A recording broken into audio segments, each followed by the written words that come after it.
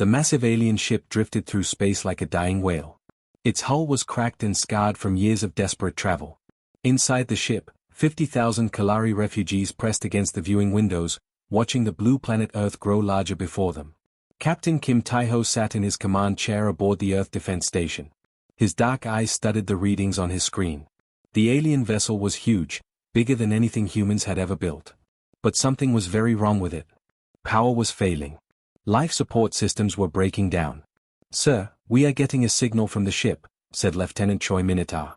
She was young, barely 25, with nervous fingers that danced across her control panel.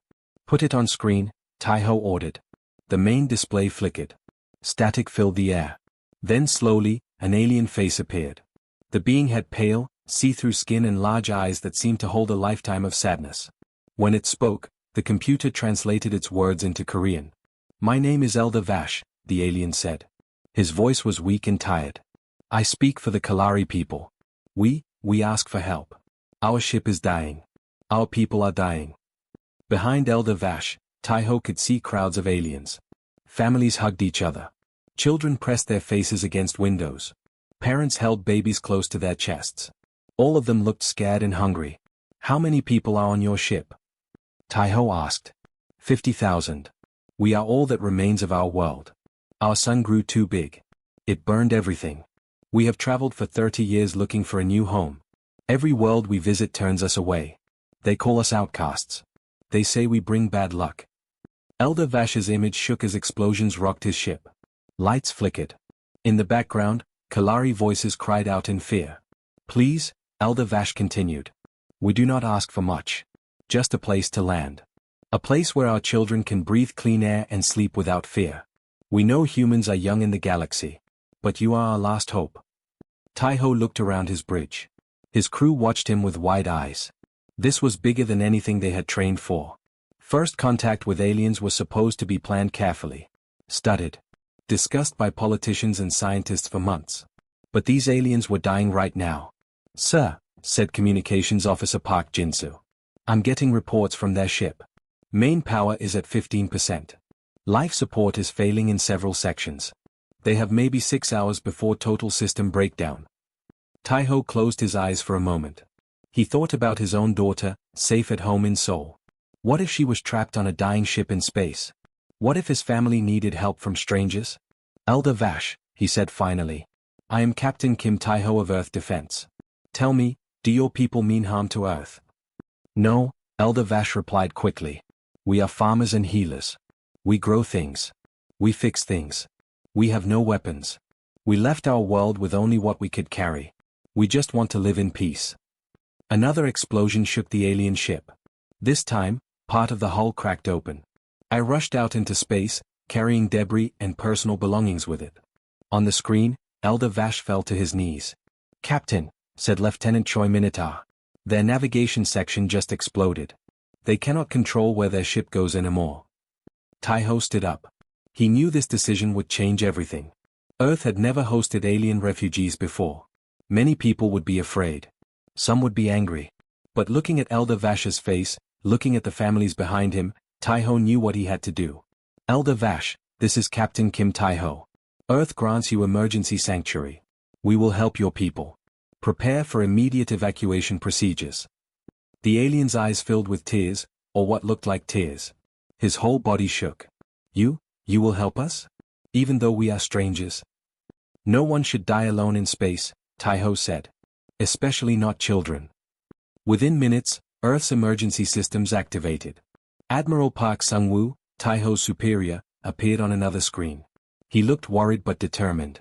"Captain Kim, I hope you know what you just did," the admiral said. "Yes, sir. I just gave 50,000 beings a chance to live." "Good. Because the president just approved your decision. We are going to show the galaxy what humanity stands for.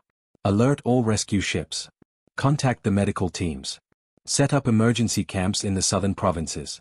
Today, Earth becomes a sanctuary world." Elder Vash's ship continued to break apart, but now Earth's rescue vessels surrounded it like protective angels. For the first time in 30 years, the Kalari had found someone willing to help them.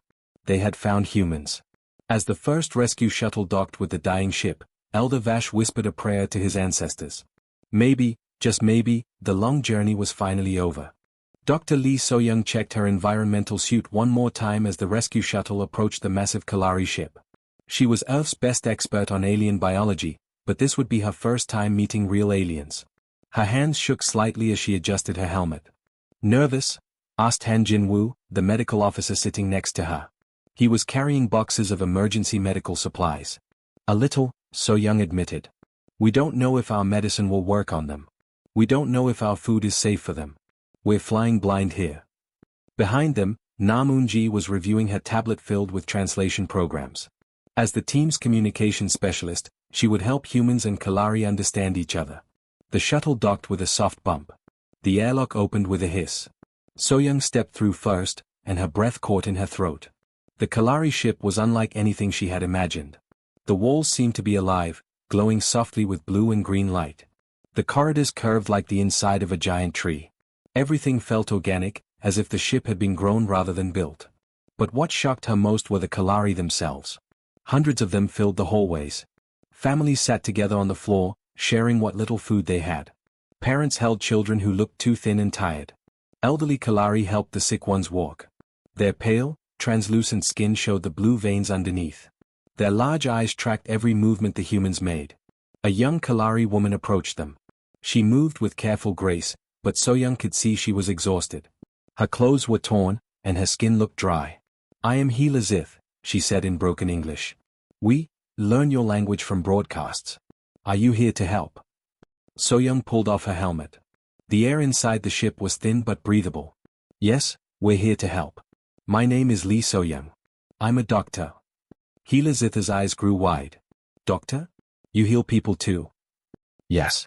Can you show me where the sick ones are? As they walked deeper into the ship, Hila Zith explained their situation. We left our world 30 years ago.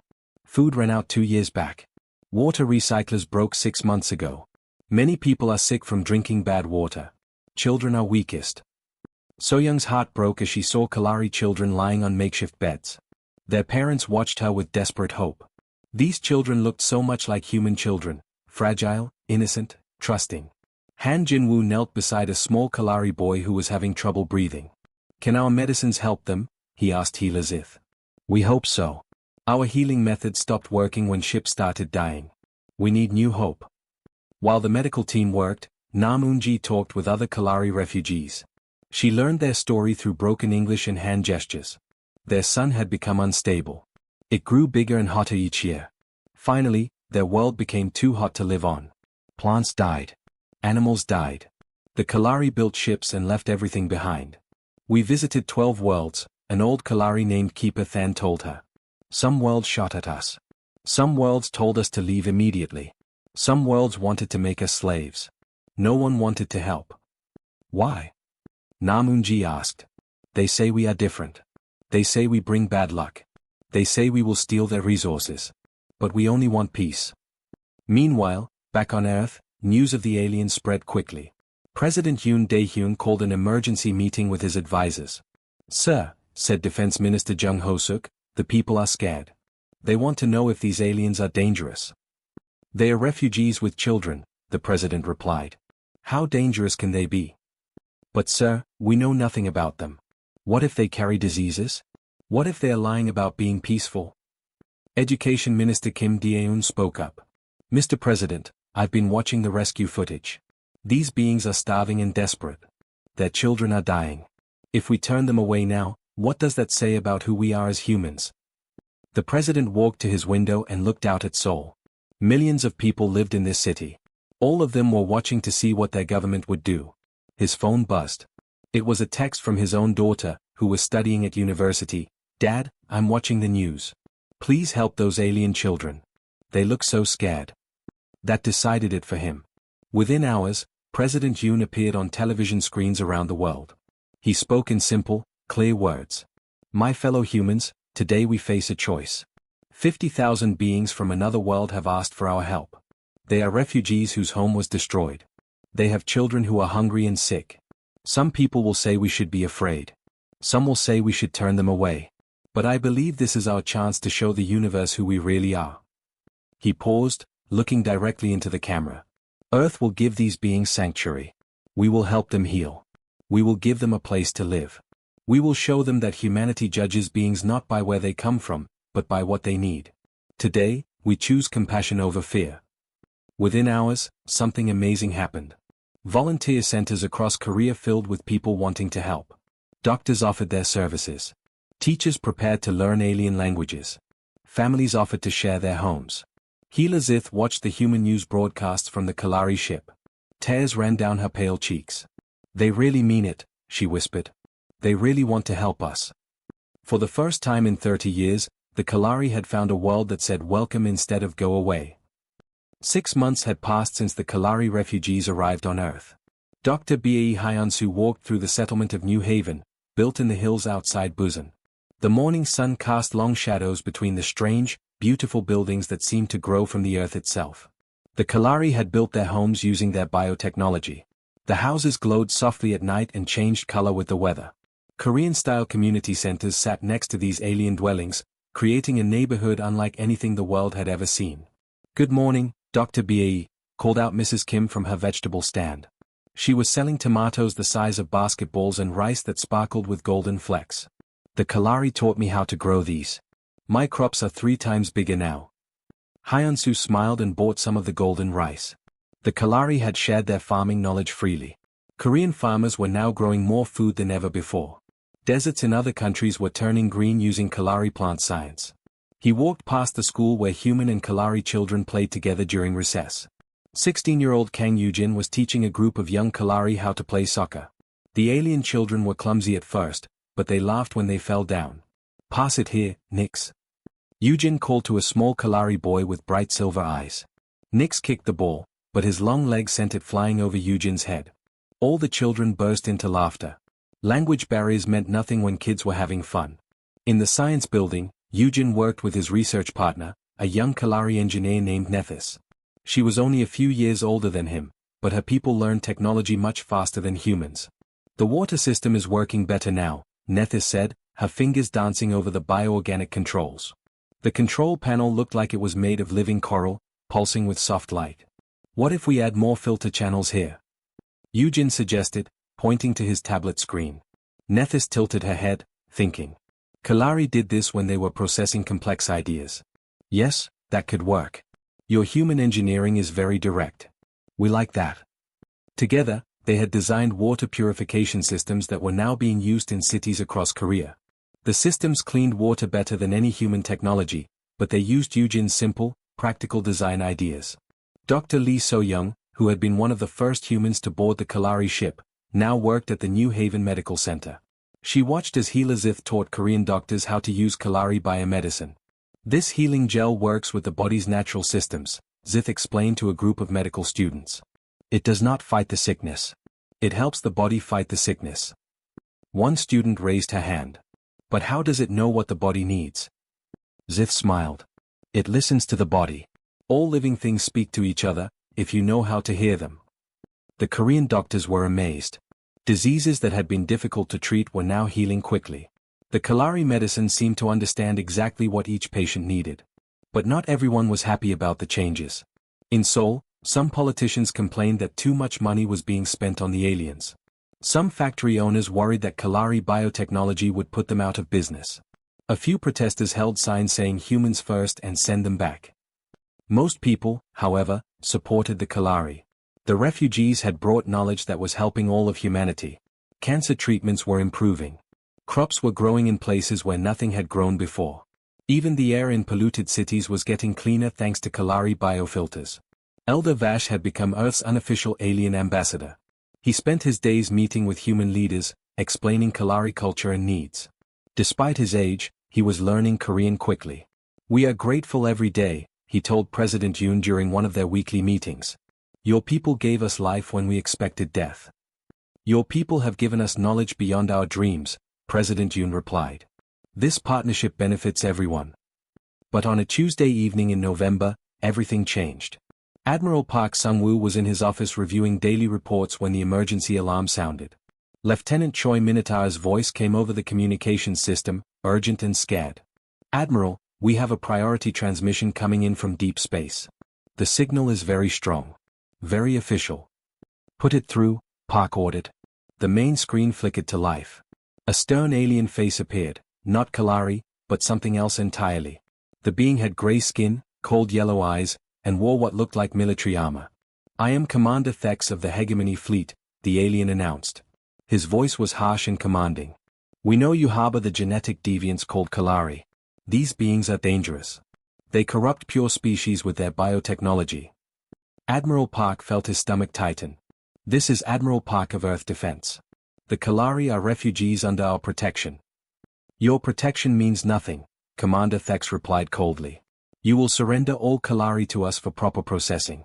You have 7 Earth days to comply. If you refuse, we will take them by force. We have 200 warships. You have 30. Choose wisely." The transmission cut off, leaving the bridge in shocked silence. Admiral Park stared at the blank screen. Earth had just received its first interstellar threat. The peaceful integration period was over.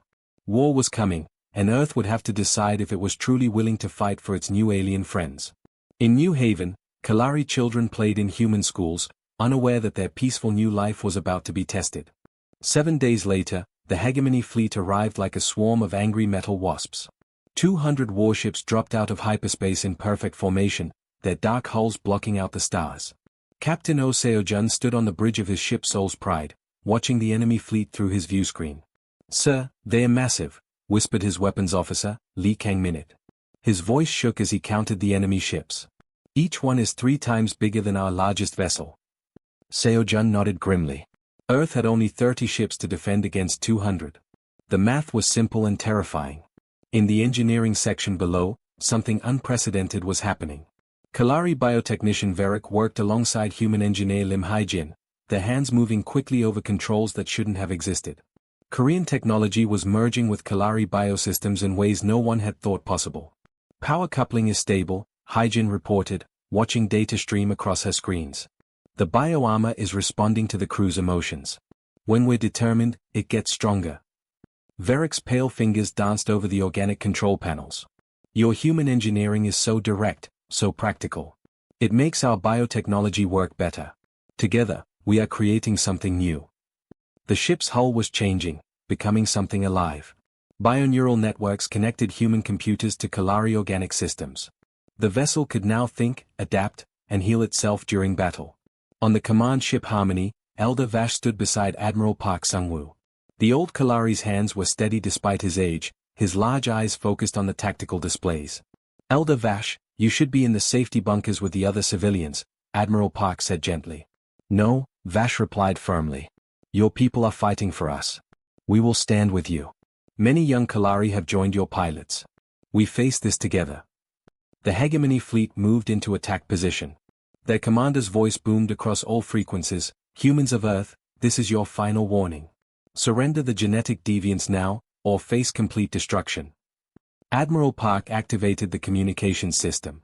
His voice was calm but strong. "This is Admiral Park of Earth Defense. The Kalari are under our protection. We do not surrender our friends to bullies." "Then you choose death," Commander Thex snarled. "All ships, open fire." Space erupted in deadly light. The first Hegemony volley was devastating. Plasma bolts and energy beams streaked toward the Earth fleet. But something strange happened. The human Kalari hybrid ships moved like living creatures, their bio-enhanced hulls rippling and bending. Some attacks bounced off harmlessly. Others were absorbed and turned into energy for the ship's systems. Lieutenant John Minute-ho piloted his fighter through the chaos, his Kalari co-pilot THYSS reading sensor data directly through their bioneural link. They could share thoughts and reactions faster than any radio communication. 3 enemy cruisers, coming from above, THYSS warned, her consciousness touching Minute-ho's mind. "I see them," Minute-ho replied, banking hard as plasma fire seared past their cockpit. The fighter's biohull shifted color to match the darkness of space, making them nearly invisible. They weren't the only unusual team. Throughout the battle, human pilots flew alongside Kalari navigators. Korean tactical officers worked with Kalari bioengineers. The two species moved as one, their different strengths combining into something greater than either could achieve alone. Captain Seo-jun watched his tactical display in amazement. "How are we doing this? We should be losing badly." Engineer Haijin's voice crackled over the comm. "Captain, the biosystems are learning from each attack. Every time they hit us, we adapt. Our armor is getting stronger. The hegemony had expected an easy victory against primitive humans. Instead, they faced ships that fought like living beings, adapting and evolving with each exchange of fire. Young Kang Yujin, the teenager who had been studying with Nethys, was now part of the engineering crew. His simple, practical ideas were helping the biosystems work better. What if we redirect power through the secondary biochannels? He suggested during a brief lull in the fighting. Nethys, working beside him, nodded quickly. Yes. That will make the hull respond faster to damage. Their modifications spread through the fleet's bionetwork within minutes. Every Earth ship suddenly became more resilient. The battle raged for 6 hours. Hegemony ships exploded in brilliant flashes, but Earth was losing vessels too. The Busan Guardian was destroyed protecting a group of smaller ships. The Incheon Defender sacrificed itself to stop enemy bombers from reaching Earth. But slowly, impossibly, the tide was turning. The hegemony ships were built for overwhelming firepower against static targets. They couldn't adapt to enemies that changed and evolved during combat. Earth's bioenhanced fleet was like fighting a school of fish, fluid, responsive, and unpredictable. Commander Thex watched his tactical display with growing frustration. How are these primitives defeating us? They should have surrendered hours ago. His tactical officer looked worried. Sir, we've lost 4 to 7 ships. The humans are using some kind of adaptive technology we've never seen. Impossible. They're barely out of their planetary system. But it was true. Earth's combined human-Kalari technology was unlike anything in the galaxy. Finally, as his fleet continued to take losses, Commander Thex made the hardest decision of his military career. All ships, retreat to minimum safe distance, he ordered. The hegemony fleet pulled back, their dark ships limping away from Earth's defenders. But before leaving, Commander Thex sent one final transmission to the galaxy: beware the sanctuary world called Earth. They harbor genetic deviants and use forbidden biotechnology. They are a threat to all pure species. Elder Vash listened to the message and smiled sadly. They meant it as a warning, he told Admiral Park. But it will become an invitation. Earth had won its first interstellar war, and the galaxy would never be the same. 2 years had passed since the Great Battle. Elder Vash walked slowly through the halls of the new Galactic Refugee Council building in Seoul. His aged legs moved carefully, but his eyes were bright with wonder. The building itself was a masterpiece of human and alien cooperation, Korean architecture blended with living bio-walls that glowed softly and purified the air. The main assembly hall was filled with beings from across the galaxy. The aquatic hydrants sat in specially built water tanks, their blue skin shimmering as they breathed through gills. The crystalline Jek refracted sunlight into beautiful rainbow patterns across the walls. The nomadic Ferren, with their intricate tattoos telling stories of lost worlds, sat quietly in meditation poses. All of them were refugees. All of them had found sanctuary on Earth. Captain Park Ji-eun, Admiral Park's daughter, stood at the main podium. She wore the uniform of the newly formed Refugee Protection Force, a military organization dedicated to defending displaced peoples throughout the galaxy. Her father would have been proud, but he had died 6 months ago defending another refugee ship from hegemony raiders. Representatives of the Sanctuary Alliance, Ji-eun began, her voice carrying clearly through the hall's bioacoustic systems. We gather today not as separate species, but as one family united by hope. Elder Vash smiled as he listened. 2 years ago, Commander Thex's warning message had been broadcast across the galaxy: beware Earth, they harbor genetic deviants. But instead of scaring people away, it had become a beacon of hope. Refugees from dozens of worlds had heard the message and understood its real meaning. Earth was a place that welcomed the unwanted.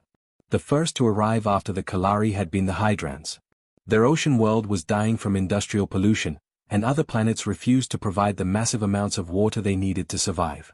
Earth had built floating cities for them in the Pacific Ocean. In return, the Hydrants had shared their advanced underwater technology, helping humans explore and protect Earth's own oceans. Then came the Jek, silicon-based beings whose planet had been strip-mined by corporate raiders. Earth gave them the Australian desert, where they could absorb sunlight and grow crystal gardens that were more beautiful than any human art. The Jek repaid this kindness by teaching humans how to create nearly indestructible building materials. The nomadic Ferren had arrived just 6 months ago, their ancient generation ships attacked by pirates and left drifting in space. Earth's refugee fleet had rescued them and offered them homes on the moon, where they could continue their traditional sky-watching and star mapping. Their navigation skills were now helping Earth explore distant star systems. Young Kang Yujin, now 18 and a graduate student, sat in the audience next to his research partner Nethys. They had become more than colleagues over the years, they were best friends, maybe something more. Eugen was learning to speak Kalari fluently, while Nethys had mastered Korean and was teaching bioengineering at Seoul National University. Do you remember when this all started? Eugen whispered to her in Kalari. I remember being scared that humans would reject us, Nethys replied in Korean. Now look at us. Around them sat other mixed pairs, human scientists working with hydron oceanographers, Korean artists collaborating with Jack crystal shapers, Ferran navigators training human pilots. The integration had gone beyond anyone's dreams. Dr. Lee So-young, now director of the Interspecies Medical Institute, watched from the gallery above. Her hospitals treated patients from 7 different species, using medical techniques that combined the best knowledge from all their worlds. Diseases that had plagued humanity for centuries were now curable thanks to Kalari biomedicine, hydron regeneration therapy, and Jack mineral supplements. But not everyone in the galaxy approved of Earth's sanctuary policy. The hegemony had grown larger and more aggressive. They now controlled 60 star systems and preached that mixing species was dangerous and unnatural. 3 times in the past year, they had attacked refugee convoys heading to Earth. Each time, the Sanctuary Alliance fleet had driven them off, but the battles were getting bigger and deadlier. Ambassador Zith, the former healer who now represented all Kalari interests on Earth, stood to address the assembly. She had learned to speak perfect Korean, though she still kept some of her musical Kalari accent. Friends, she said, we know that dark forces oppose what we have built here. The hegemony grows stronger. They say we are dangerous because we are different. They say mixing species creates chaos. She paused, looking around the hall at the diverse faces watching her. But look around you. Look at our children playing together in the gardens below. Look at our scientists solving problems that no single species could solve alone. Look at our artists creating beauty that no pure world has ever imagined. Through the great windows, they could indeed see the transformed Seoul cityscape. Kalari biogardens climbed Korean skyscrapers. Hydron water channels carried both transportation and art through the streets. Jack crystal spires caught and redirected sunlight to power the city. Ferran observatories topped the highest buildings, their crews sharing star charts with human astronomers. Children of multiple species played in the parks below, their laughter mixing in harmony. Elder Vash rose slowly, his ancient form commanding respectful silence. When he spoke, his words carried the weight of gratitude deeper than space itself. We came to Earth as outcasts, the unwanted of the galaxy. We expected nothing but hoped for mercy. Instead, we found beings who measured strength not by what they could destroy, but by what they could protect. His voice grew stronger, filling the hall. We were wanderers lost between the stars. But Earth gave us what we thought was gone forever, a home worth defending, children who will know peace, and a future built on the truth that our differences make us stronger. The assembly erupted in approval. Clicks, harmonics, musical tones, and applause mixed together in a symphony of unity that had never existed before in galactic history. Elder Vash looked out at the diverse faces before him and smiled. They had sought sanctuary and found something infinitely more precious. Earth had shown the galaxy that sometimes the greatest strength comes not from turning others away, but from welcoming them home. In the gardens below, human and alien children continued playing, building a future that would reshape the stars themselves.